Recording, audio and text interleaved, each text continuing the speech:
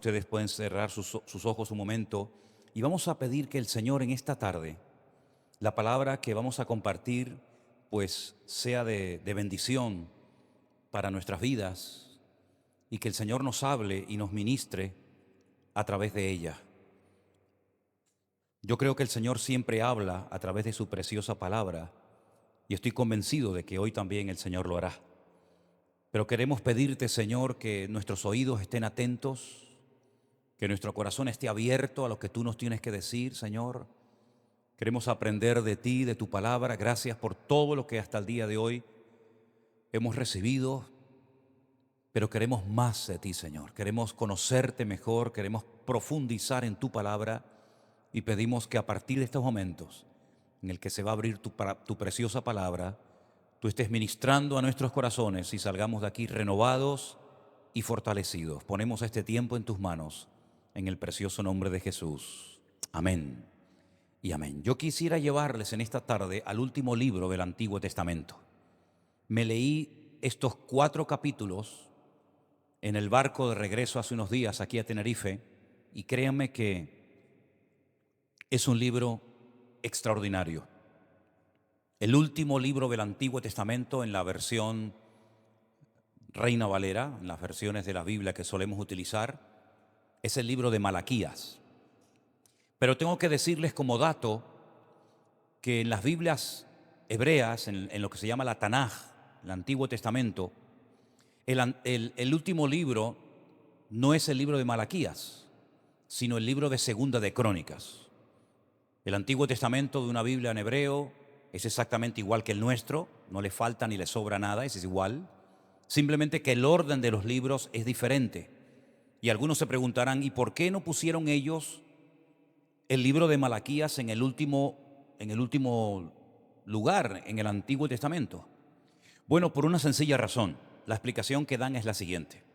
La última palabra del libro de Malaquías, con la que termina el Antiguo Testamento, es la palabra Jerem, que significa maldición. Entonces, para no terminar de leer el Antiguo Testamento y finalizarlo leyendo la palabra maldición, pues lo pusieron en otro lugar y pusieron el libro de Segunda de Crónicas en el último lugar. Esa es simplemente la razón, pero es exactamente igual. Tengo que decir también, por si acaso ven alguna Biblia que en vez de tener 4 capítulos, tiene 3 capítulos, que no es que le hayan quitado el último capítulo, sino que lo que han hecho es alargar el número de versículos del capítulo 3. Es decir, el capítulo 3 tiene en nuestra Biblia 18 versículos y lo que han hecho otras Biblias, otras versiones, es, en vez de terminar con el versículo 18, se seguiría hasta el último versículo, hasta el versículo 6, pero eliminarían el capítulo 4. Son simplemente pequeños detalles, pequeños datos para que ustedes lo tengan en cuenta por si acaso en algún momento alguien te dice, oye, pero es que hay Biblias que tienen 3 capítulos en vez de 4, pero tienen exactamente las mismas palabras, pero simplemente han alargado el capítulo 3 y han quitado el 4, ¿de acuerdo? Nada más que por eso. El libro del profeta Malaquías, algunas personas creen que no lo escribió un profeta, un hombre llamado Malaquías.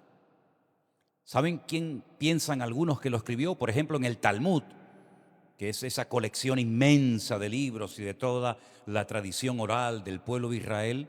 En el Talmud dice que el que escribió el libro de Malaquías fue Mardoqueo, el primo de la reina Esther. Hay también otros comentarios que dicen que Malaquías no es realmente el nombre de un profeta, sino que realmente es como un título, porque la palabra Malaquías es Malají en hebreo, que significa mensajero.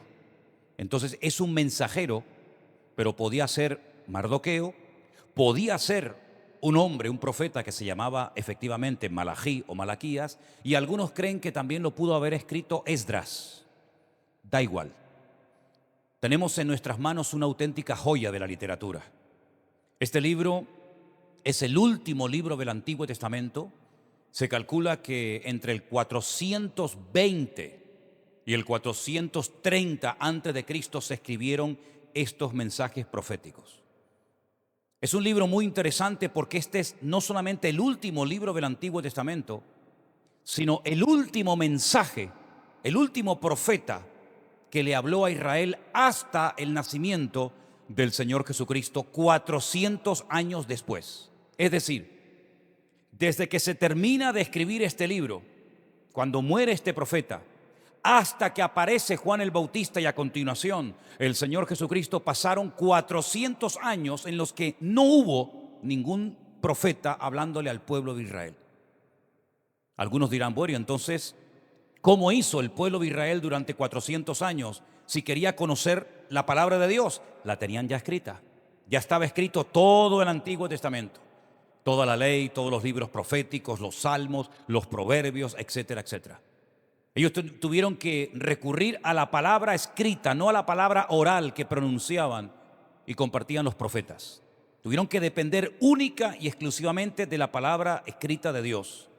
Cuando estés atravesando una especie de silencio espiritual en tu vida, recurre a la palabra de Dios como ellos tuvieron que recurrir en su tiempo de silencio de 400 años. Y la palabra de Dios siempre te hablará en tu desierto, en tu silencio, en tu soledad, en tu circunstancia. Siempre la palabra de Dios le hablará a la persona que necesita instrucción, consejo, sabiduría, dirección de parte de Dios. El propósito de Malaquías, el propósito del libro es muy sencillo: despertar a un pueblo que está dormido. Así de contundente. Ya habían vuelto del cautiverio. Me imagino que ya todos ustedes conocen un poco la historia del Antiguo Testamento y saben que hubo un larguísimo periodo de esclavitud en Egipto y un periodo más corto de 70 años de cautiverio en Babilonia. El profeta Jeremías advirtió durante 40 años a la nación de que la ciudad sería tomada y destruida. Miles de personas perdieron la vida. El templo fue saqueado y destruido. Muchos fueron llevados al cautiverio a Babilonia. Allí aprendieron a hablar otro idioma, el arameo. Allí se tuvieron que adaptar a otra cultura y durante 70 años vivieron lejos de su tierra. Jerusalén fue arrasada, no solamente el templo, sino también las murallas. Y durante 70 años ni uno pudo volver a Jerusalén. Pero cuando se acaba el imperio babilónico, se levanta otro imperio, el de los medos persas. Los persas hoy en día serían los iraníes y los medos son los kurdos, los que hasta el día de hoy siguen reclamando un territorio y no lo tienen. Y es interesante notar que uno de esos reyes, llamado Ciro, sintió en su corazón el deseo de que el templo que había sido destruido 70 años atrás volviera a ser restaurado. Y él le da permiso a los cautivos de Babilonia para que retornen los que quieran a su país. Muchos no quisieron volver. Después de 70 años ya estaban arraigados, tenían su familia, sus nietos, sus negocios, pero muchos decidieron volver. Claro, volvieron a un país en ruina, volvieron a un país que no tenía nada que ofrecerles, pero volvieron por fe, en obediencia, porque sabían que la voluntad de Dios es que volvieran y que el templo fuera otra vez restaurado y la vida volviera a su normalidad. Pasaron algunos años y, dicho sea de paso, el templo fue financiado 100% por los persas. Y comenzaron a edificar el templo. Pero aproximadamente como a los 15 años se detuvieron, se cansaron y lo dejaron abandonado. Y es entonces cuando aparece, por ejemplo, el famoso profeta Joel, el profeta Ageo. Intentan despertar al pueblo para que se den cuenta de que la situación económica, que es un desastre en ese tiempo, podía cambiar si ellos aprendían el secreto de poner a Dios en primer lugar en sus vidas. Se habían gastado el dinero del rey Ciro en construir sus propias casas y se habían olvidado de la casa de Dios. Y por eso no llovía, por eso dice que sembraban muchísimo y apenas recogían. Por eso había miseria, pobreza, hambre, enfermedades, etcétera, etcétera. Y aquellos profetas de aquel tiempo animaban al pueblo a salir de esa rutina, a salir de ese materialismo y a poner en primer lugar la reconstrucción del templo de Jerusalén. Pero pasó mucho tiempo y el pueblo otra vez volvió a desanimarse y otra vez volvió a la religiosidad. Y ahí aparece el último profeta. Y por eso este mensaje lo he titulado El último llamamiento. Esta es la última vez antes de que venga Cristo que aparece un profeta en escena a tratar de despertar a un pueblo que está autocomplacido, en una indiferencia total y absoluta, en una situación miserable, en una situación muy mala, porque estaban acomodados. Y cuando el profeta Malaquías comienza a hablarles y a presentarle argumentos para animarlos, para despertar sus conciencias, las respuestas que le dan al profeta son terribles. Estaban tan endurecidos espiritualmente hablando que la palabra no les penetraba. Da igual lo que el profeta Malaquías les dijera, no surtía efecto. Por ejemplo, en el capítulo 1, versículo 1, dice así: palabra del Señor contra Israel por medio de Malaquías. Y ahora dice: yo os he amado, dice el Señor, y dijisteis, ¿en qué nos amaste? Es decir, Dios le está diciendo al pueblo: yo os he amado. Y a continuación presenta un ejemplo de cómo el Señor les escogió, cómo el Señor los amó, pero ellos se quedan sorprendidos diciendo: ¿que tú nos has amado? ¿En qué? ¿Cuándo se ha manifestado tu amor hacia nosotros? ¿Cuándo hemos podido conocer o experimentar tu amor? Increíble, ¿eh? Increíble que digan esto.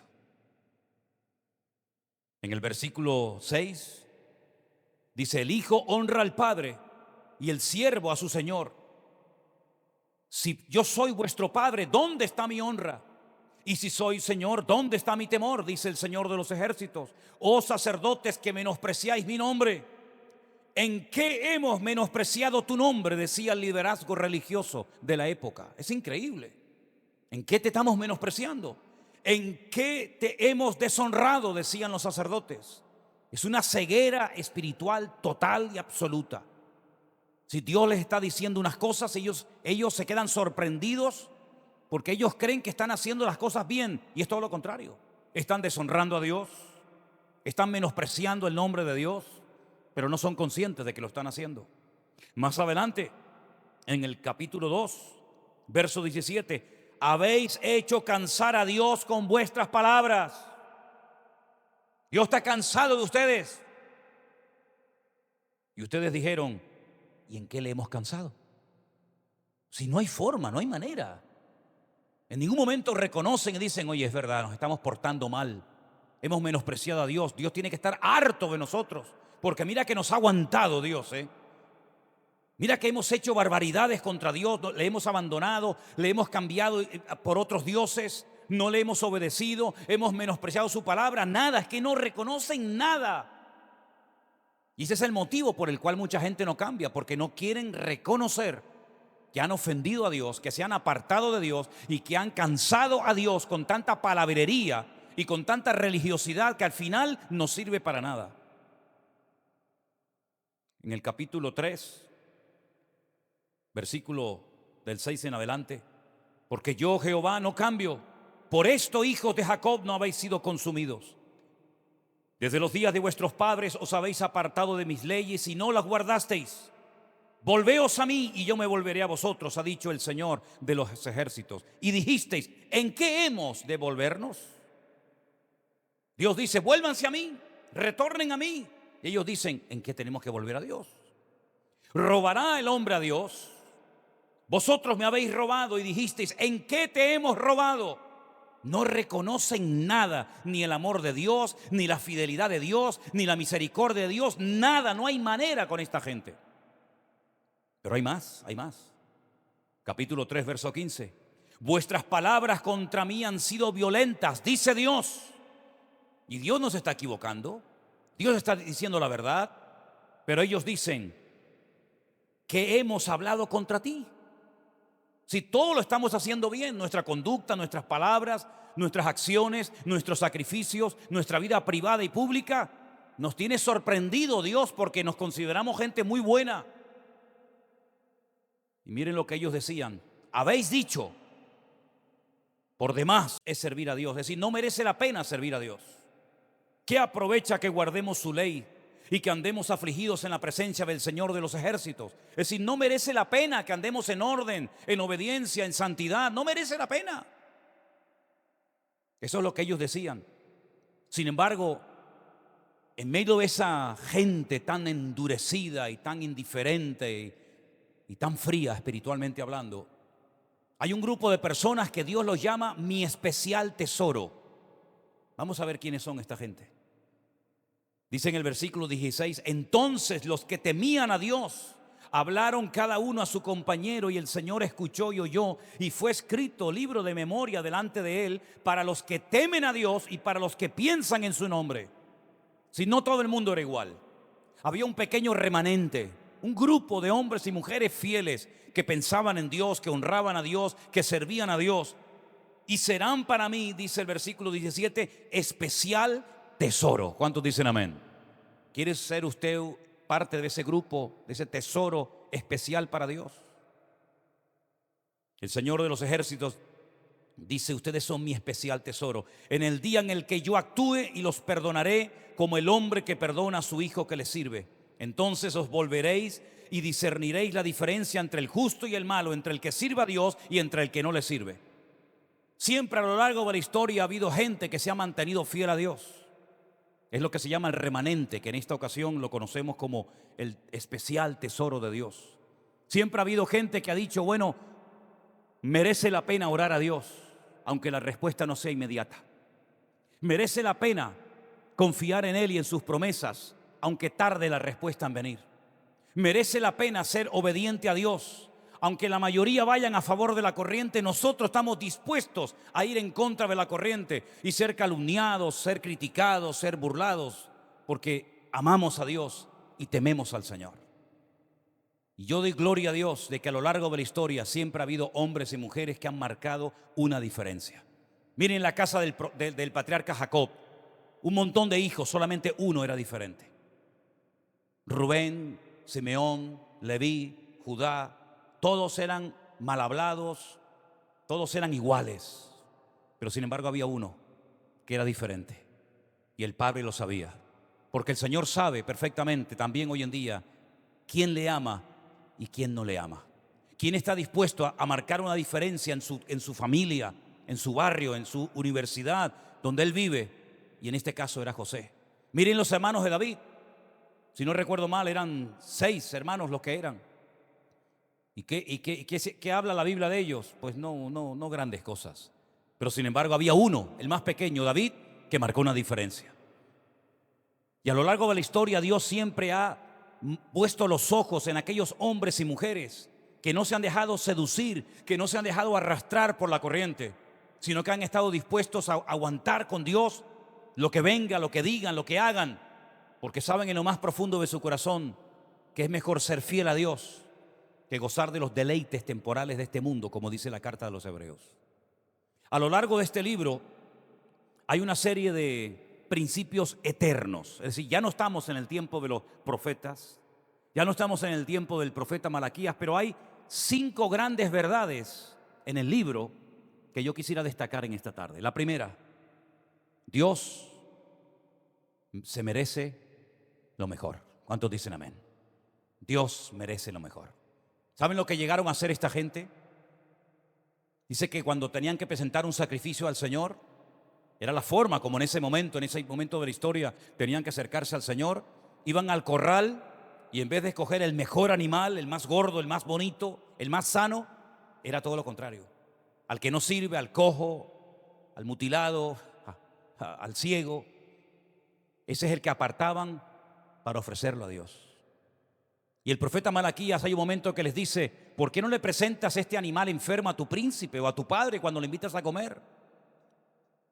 ¿Por qué se atreven a presentarle al Señor lo que no quiere nadie, lo que no sirve para nada, cuando el Señor, a Él le tenemos que dar lo mejor de nuestra vida? Y ese principio no solamente era para la gente del Antiguo Testamento. Ese principio es para nosotros hoy en día: darle al Señor lo mejor de nuestra vida. No las obras, sino tratar al Señor con ese amor que decimos que le tenemos. Porque Dios merece lo mejor de nuestro tiempo, de nuestros recursos, de nuestra vida, de todo lo que somos y tenemos. Dios se merece lo mejor. Y ese es un principio eterno que nosotros hoy en día tenemos que tener presentes en nuestra vida. Amén, hermanos.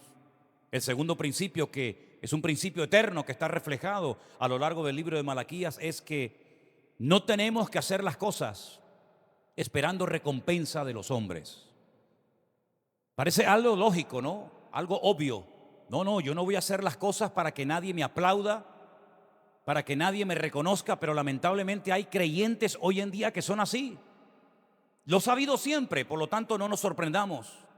Gente que hace algo pero para ser visto, para ser reconocido. Bueno, ya en la iglesia primitiva dice la Biblia que había muchas personas que tenían propiedades y las vendían y ponían el precio de lo vendido a los pies de los discípulos, ¿no? Como una expresión de decir, bueno, hagan ustedes lo que quieran con esta ofrenda que hemos traído a la iglesia. Pero por ahí se levantó aquel matrimonio, ¿se acuerdan?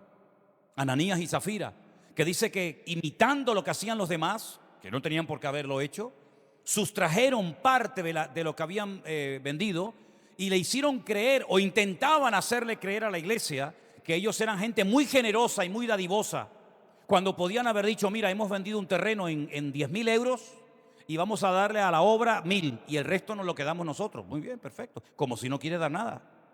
Aquí nadie está obligado a eso, pero ellos querían hacerse pasar por gente espiritual, por gente generosa, y Pedro les dice, ¿ustedes vendieron esta herencia en esta cantidad? Y dijeron, sí. Ahí era el momento de haber dicho, no, esa no es la cantidad. Queremos dar una parte de la herencia, de lo vendido. Pero repito, ellos querían aparentar lo que no eran, y Dios no le va a permitir a nadie, se llame como se llame y sea quien sea, que aparente en la casa de Dios, en la iglesia, lo que no es. Y dice que tanto el marido como la mujer cayeron muertos, fulminados en el culto. ¿Qué te parece? Increíble, ¿eh? Increíble. Siempre a lo largo de la historia ha habido personas que hacen las cosas para que el pastor les diga, ay, gracias, hermano. Y está bien dar las gracias, está bien reconocer.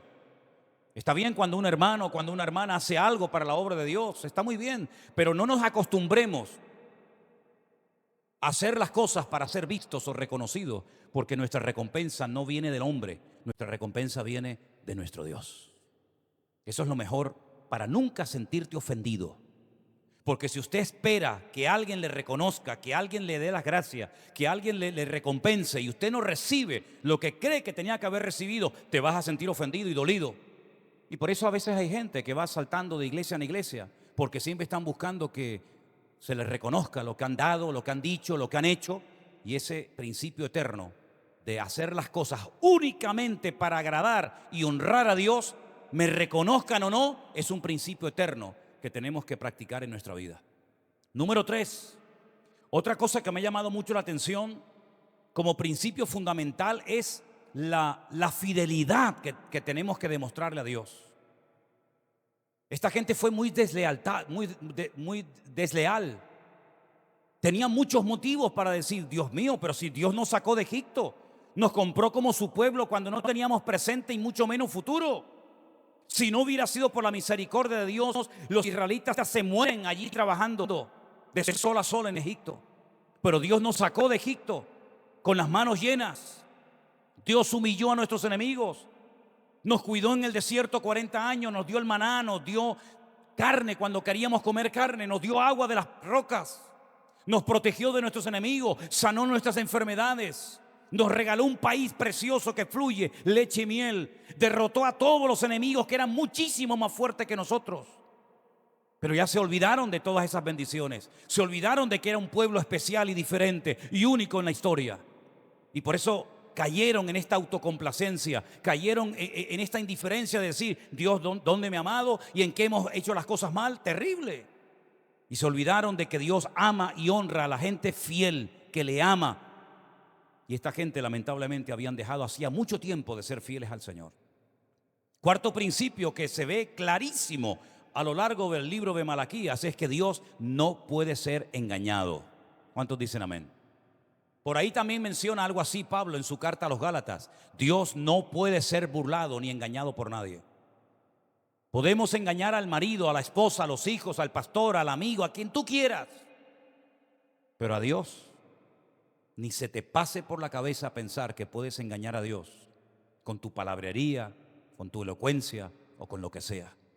Porque Dios, y es el quinto principio que quiero compartir en esta tarde, Dios sabía que muchas veces ellos aparentaban ser generosos pero no lo eran, hasta el punto que Dios le dijo: me habéis robado. Mira, el hombre ha llegado al punto de hacer cosas no solamente contra su prójimo, sino incluso contra Dios. Porque una cosa son los pecados que cometemos con el hombre, con el prójimo, y otra cosa son los pecados que cometemos directamente con la soberanía de Dios. Por eso, si ustedes analizan y estudian detenidamente los 10 mandamientos, que en todas las Biblias del mundo son iguales, Éxodo capítulo 20, ustedes van a ver que los primeros 5 mandamientos tienen que ver con la relación del hombre con Dios. Y los siguientes 5 mandamientos tienen que ver con la relación del hombre con el hombre. Y el hombre ha sido tan desobediente y tan rebelde en su relación con Dios que incluso se ha atrevido, como era el caso de esta gente, a robarle lo que le correspondía al Señor. Por eso este libro es un libro muy interesante, porque la historia de Israel en el Antiguo Testamento no termina bien. Termina con un endurecimiento espiritual, un endurecimiento de corazón terrible. Y este es el último llamado de Dios a un pueblo. Y a partir de ahora Dios cierra la boca y no habla en 400 años. Y Dios no vuelve a hablar hasta que dijo un día junto al río Jordán: este es mi Hijo amado, en el cual tengo complacencia. A él oíd. 400 años de silencio. ¿Quieren oír la voz de Dios? ¿Quieren saber la voluntad mía? Vayan a la Escritura, pero yo no les voy a hablar ni una vez más, porque no sirve de nada. A unos profetas los apedrearon, a otros los mataron, a otros los humillaron.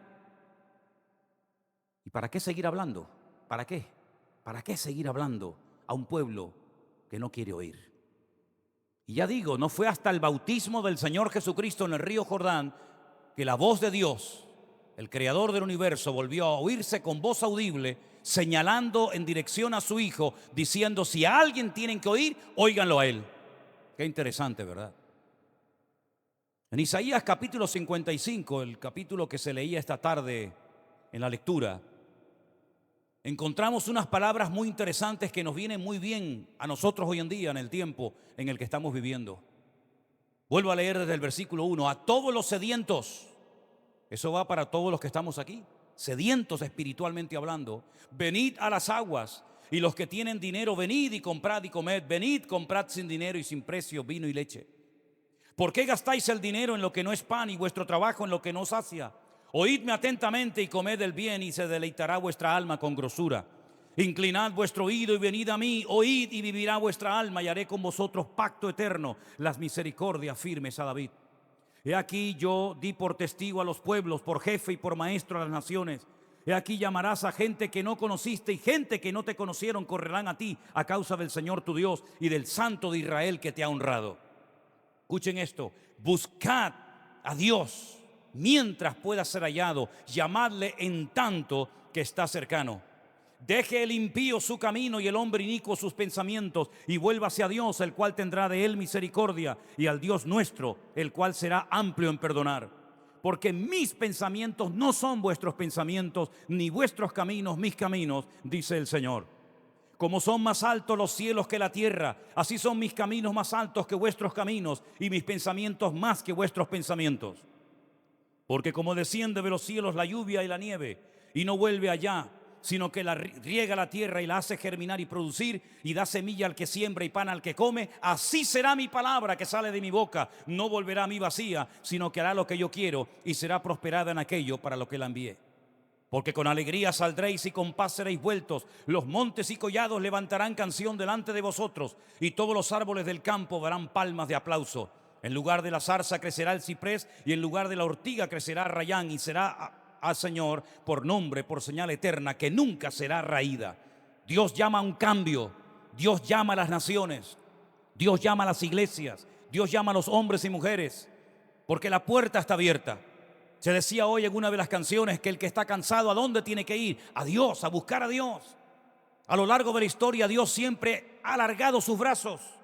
No es el Dios del garrote en la mano, el Dios que está esperando que cometas un error para pegarte un palo en la cabeza, y después por ahí algunos decían: ves, eso te pasó porque Dios te castigó, porque te portaste mal.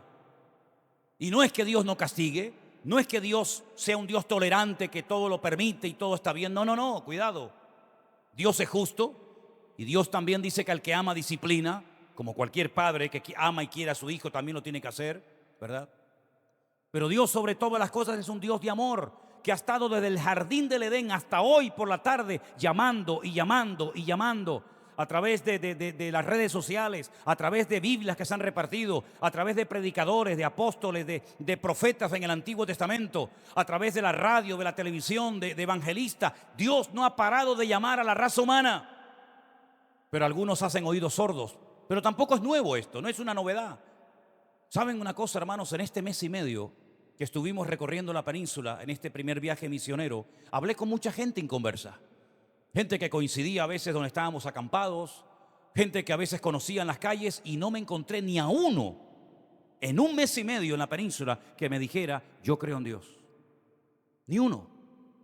Todos me decían, bueno, está muy bien lo que Dios ha hecho en tu vida, está muy bien que Dios te haya cambiado, está muy bien que Dios te haya liberado, está todo muy bien, yo te respeto, pero yo soy ateo. Desde gente mayor hasta gente joven. Un día iba un chico con una bicicleta a esos parques donde hacen así todo tipo de saltos y de cosas raras, y lo paré y le dije, oye, ¿puedo hablar contigo? Le conté todo mi testimonio, cómo Dios me salvó, cómo Dios me liberó, cómo Dios hizo cosas tremendas en mi vida, y al final me dijo, qué bueno, me alegro un montón. Yo tengo amigos que también me han hablado así, pero quiero decirte que yo soy ateo. Una indiferencia, una dureza de corazón brutal. Pero a pesar de todo eso, Dios sigue llamando y llamando y llamando y llamando a la gente. Y dice que en los últimos tiempos algunos dirán, pero ¿por qué Cristo no viene? ¿Por qué no viene ya? Y entonces dice el versículo que Él no retarda su promesa según algunos la tienen por tardanza, sino que es paciente para con todos, esperando que todos procedan al arrepentimiento. Está esperando a que los ateos se arrepientan. Está esperando que el hombre pida perdón y se reconcilie con Dios. Está esperando que esos que están a punto de morir, antes de hacerlo, acepten a Cristo como el Señor y Salvador de sus vidas. Las puertas están abiertas, como estuvieron un tiempo abiertas las puertas del arca de Noé. Y durante muchos años Noé estuvo hablando y hablando y hablando y hablando y predicando y advirtiendo y diciendo, viene un diluvio, prepárense que esto va en serio. Aunque ustedes no lo crean, esto va en serio. Ni uno se convirtió, ni uno. Gracias al Señor que sus 3 hijos, ¿verdad? Sem, Can y Jafet, que estaban casados junto con sus esposas, él y su esposa, entraron al arca, y dice que Dios cerró la puerta del arca. Y cuando Dios cierra una puerta, nadie la puede abrir. Y cuando Dios abre una puerta, nadie la puede cerrar. Y la puerta del arca, aunque hubiera 1.000.000 de personas fuera queriendo entrar dentro, no pudieron entrar porque se acabó el tiempo.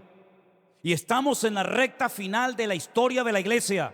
Yo sé que para gente nueva, a lo mejor no lleva mucho tiempo entre nosotros, y dice, pero ¿eso qué es de los últimos tiempos? Bueno, 3/4 partes del material de la Biblia es material profético, que habla acerca de que los últimos tiempos serán conocidos por una serie de características que las estamos viendo, porque Dios no ha parado de hablar desde el 14 de marzo del 2020 hasta el día de hoy. Dios está hablando y hablando y hablando. Y todo esto de mover a millones y a millones de seres humanos en todas partes del mundo.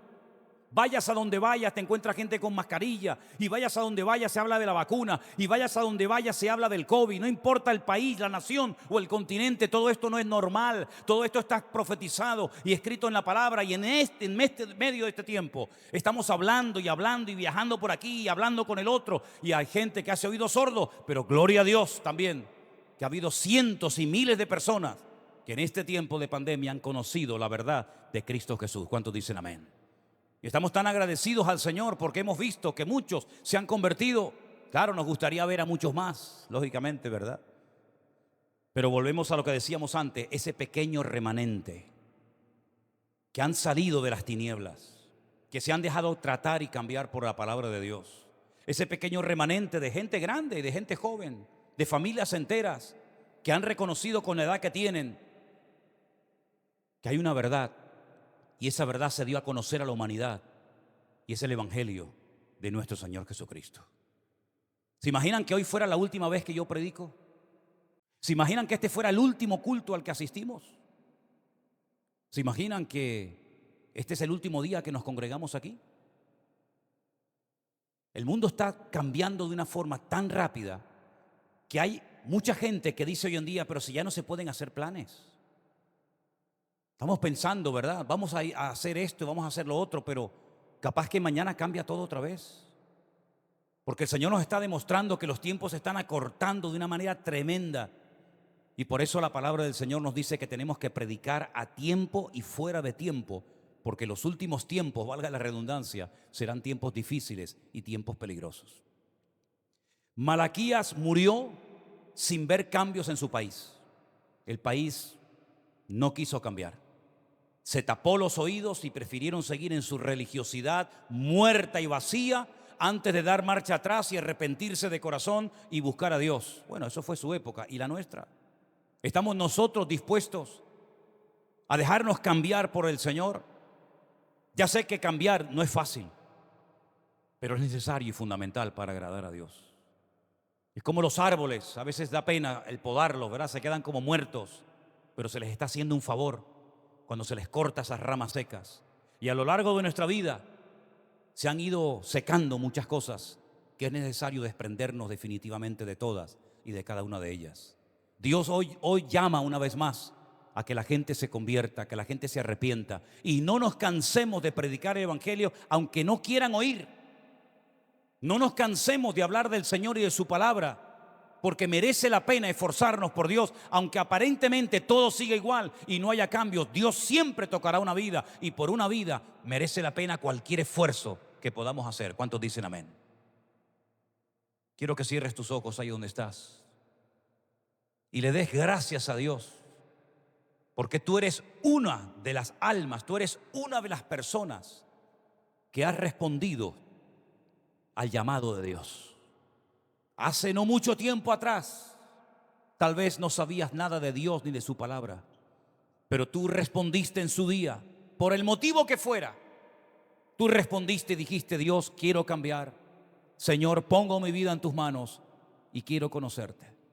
Reconozco que Dios no vino a traer a este mundo una religión. Reconozco que el Señor Jesucristo es el camino, la verdad y la vida, y vino a enseñarnos a tener una relación con Dios y no una religión muerta, inventada por los hombres. Pero yo quiero que le pidamos en esta tarde a nuestro Dios que abra nuestras bocas, porque tal vez será el último llamado que muchas personas reciban en estos días. Hay tanta necesidad a nuestro alrededor que nos quedamos sorprendidos y decimos: Señor, hay tanto que hacer todavía, tantos lugares donde nadie ha ido a predicar tu palabra. Pero que Dios levante a gente como Malaquías, mensajeros fieles y obedientes de Dios, para hacer la obra de Dios en estos tiempos difíciles y duros en los que nos ha tocado vivir. Aviva tu iglesia, mi Señor, y levántala. Despierta y sacude a tu pueblo para que juntos hagamos tu obra y cuando tú vengas podamos llevar las manos llenas de almas ganadas para ti. Gracias te damos por hombres valientes como Malaquías, como Jeremías, como Isaías y tantos hombres que sin ver resultados se esforzaron y dieron su vida para que las almas tuvieran la oportunidad de poder cambiar y ser transformados. Señor, levanta hoy en este tiempo nuestras vidas para que juntos completemos lo que falta por concluir. Ayúdanos y guárdanos de todo peligro y de todo mal, y que podamos en el nombre de tu amado Hijo Jesús hacer la obra a la cual tú nos has llamado. Gracias, oh Dios, porque hemos entendido que no hay tiempo que perder y que tú cuentas con nosotros. En el nombre de tu amado Hijo Jesús. Amén y amén. Queridos hermanos, nos ponemos de pie.